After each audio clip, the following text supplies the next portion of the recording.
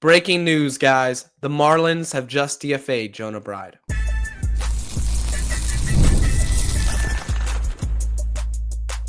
You are Locked On Marlins, your daily podcast on the Miami Marlins. Part of the Locked On Podcast Network, your team every day. Welcome into Locked On Marlins. I'm your host, Jeremiah Geiger. Go hit me up on X at Jeremiah Geiger2. And thank you for making Locked On Marlins your first listen of the day. It's part of the Locked On Podcast Network, which is your team every day. Don't forget to subscribe to the YouTube channel and share the podcast with all of your friends. And it's an emergency podcast.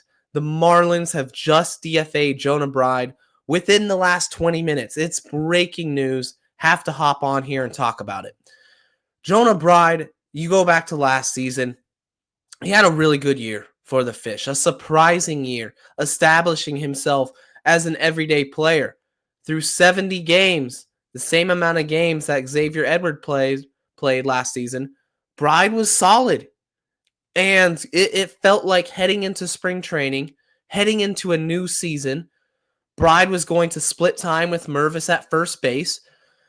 He was going to get time at designated hitter. He could get some reps at third. He wasn't a strong defender, but his bat, his eye at the plate, his ability to draw walks and have a high OBP was something that the Marlins appreciated, especially the ability to draw walks.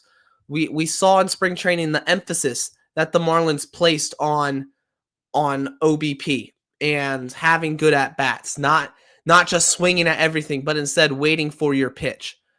And Bride was kind of the epitome of that type of offensive profile. He was going to take his pitch, get on base, whether that was a walk or getting base hits. He had a really good year last year at the plate. And so there was no question that he was going to be on the roster this season. And now 15 games into the season, they part ways. He's done. DFA'd. Gone. Now, if he clears waivers, he could remain within the organization. But he's not going to be on the 40-man roster. And as I record this here, I find it tough to believe that there's not going to be a singular team out there in Major League Baseball who looks at his year last season and takes a chance on him and scoops him up. I would be shocked if he clears waivers. So I'm treating it like Jonah Bride, his time in the Marlins organization is gone. But you never know. I could be completely wrong, and he sticks around in Jacksonville and eventually finds his way up to Miami again if an injury happens. That's always a possibility.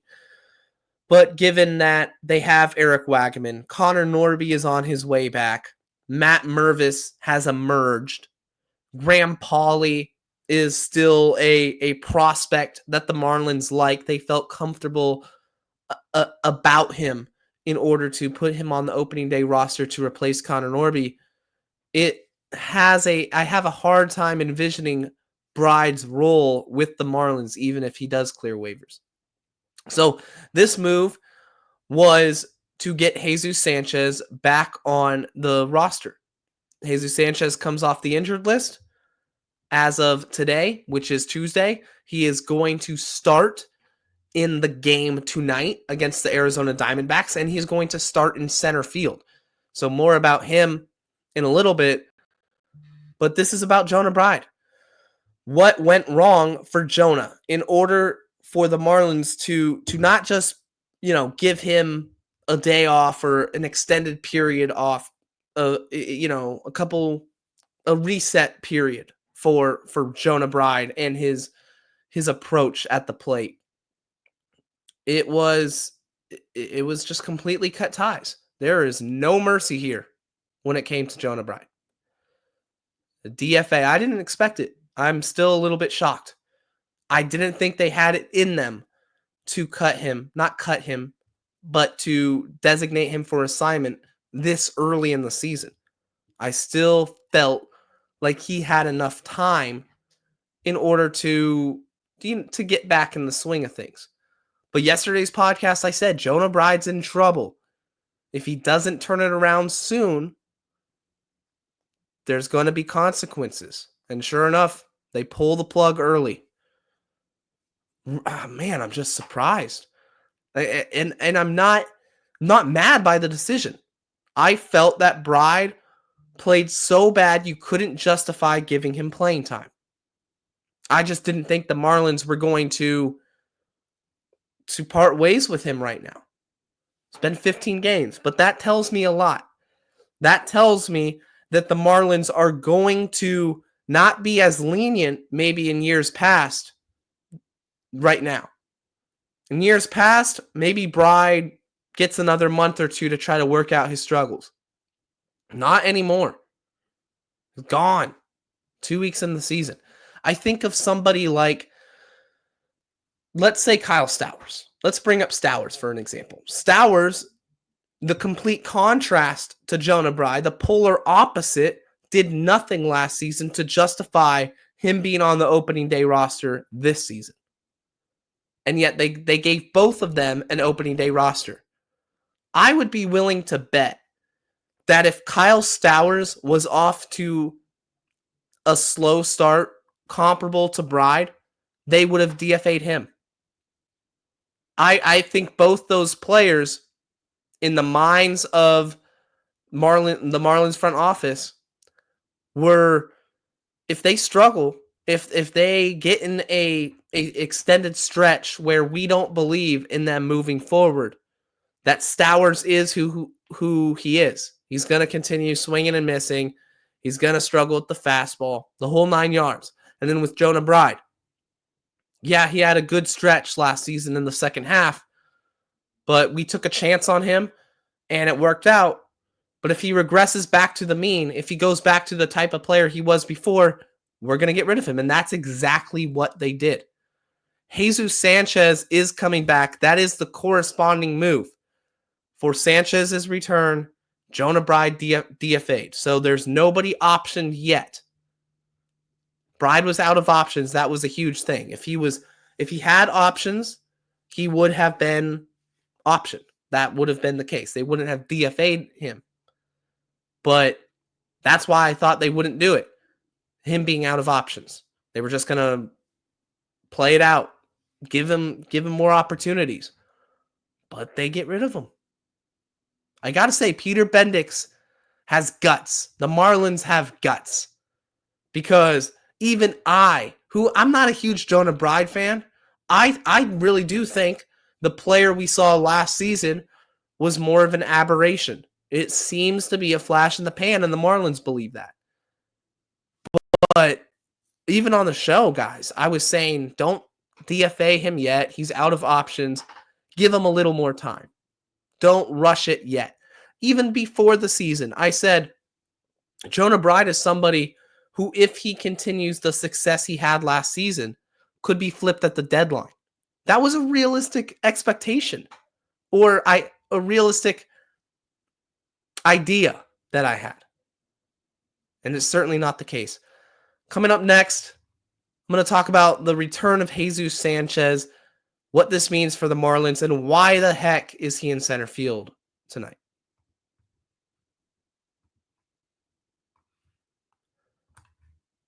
The NBA playoffs are almost here, and FanDuel has given new customers an incredible way to get in on the action. Right now, when you join FanDuel and place your first $5 bet, you'll get $250 in bonus bets if your bet wins. FanDuel makes betting so easy, whether it's picking your favorite team or diving into player props. From three-pointers to steals to assists, FanDuel has so many ways to bet your favorite player props. Plus, after the game tips off, you can even combine live prop bets into a same-game parlay for a chance to win big. So if this interests you, don't miss out. Go ahead to FanDuel.com and claim your $250 in bonus bets today. That's FanDuel.com for $250 in bonus bets right now. It's an emergency pod. Have to talk about Jesus Sanchez and Jonah Bride. If you're an everyday listener, hopefully you're watching this, and you're probably just as shocked as I am right now. I did not expect it. It's not world-breaking news. It's not going to make national headlines, but for Marlins fans and those that follow the team, it certainly is big. Jesus Sanchez makes his return. He's in the lineup tonight against Merrill Kelly and the Arizona Diamondbacks. And he is hitting second, if I'm not mistaken. I had it pulled up right here. Yes, he's hitting second. He's batting, in that 2-hole, and he's playing center field. So right off the bat, the Marlins are doing something unconventional when it comes to this transaction. They DFA Jonah Bride. They bring back Jesus Sanchez, activate him off the injured list, and they put him in center field. The outfield defense has been elite so far. Kyle Stowers is the right fielder. You have Matt Mervis as DH. Left fielder is Griffin Conine. So not sure why Stowers isn't in center and Jeezy isn't in right, but they experimented with it in spring training. It felt like just a depth move. Like, we're going to give Sanchi reps in center field. Ha, ha, ha. But we're not really going to play him there. And the ironic part is, after he comes back from his injury, his first start of the season in 2025 will be in center field. So it happens. But I don't like it. I don't want to see Sanchez in the outfield at all. He should be the designated hitter. Put Mervis at first. Put Sanchez as the DH. Don't disrupt the continuity. There we go. Continuity. It's not a word, but don't disrupt the continuity with the Marlins outfield, and as great as they've been. They've won you games. They make superstar catches. Jesus Sanchez hasn't been a part of that. I know he's been a mainstay for the Marlins the entire, the last few years, but to start this season, the outfield defense has looked better than ever. So just keep it that way. Put Sanchez in the DH role. It seems like a very chalk decision. Very plug and play. All right, Sanchez comes back, DH.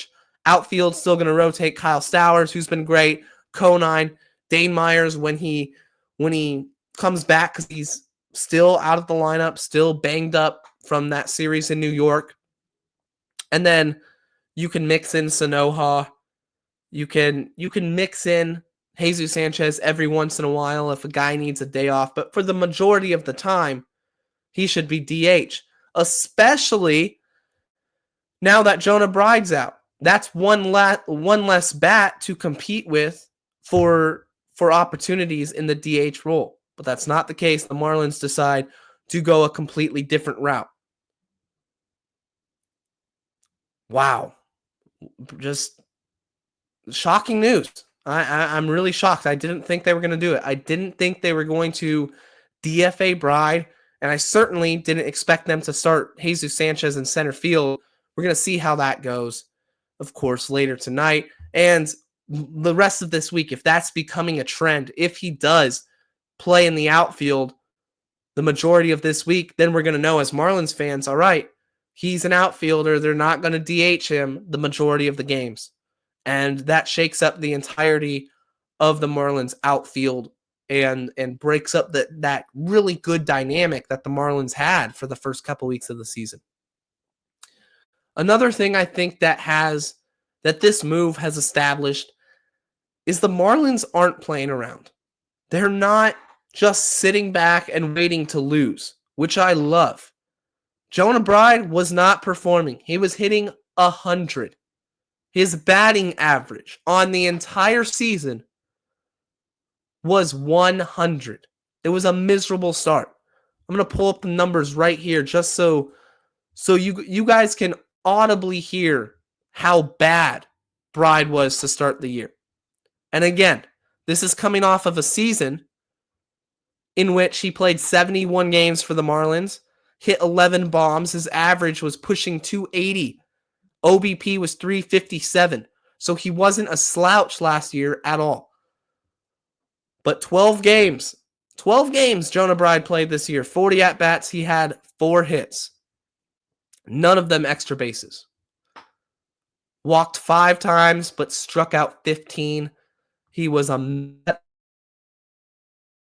Oh, mercy. This is the new Miami Marlins. You don't perform, you don't stay. I like that. I like that attitude. No more waiting around. No more riding out miserable experiences with players who have no business being in a lineup. Who's next? If somebody struggles, if Eric Wagaman goes back to the Eric Wagaman I saw last week for the next month, there's going to be conversations. Regardless, it's a bold move. And there's going to be another move later in the week, I expect, when Connor Norby comes back. That one, I do expect an option. Graham Pauley to be optioned. That's going to do it for today's emergency edition of Locked On Marlins. I appreciate you guys listening. Let me know your thoughts in the comments section. Stay safe, stay locked on, and let's go fish.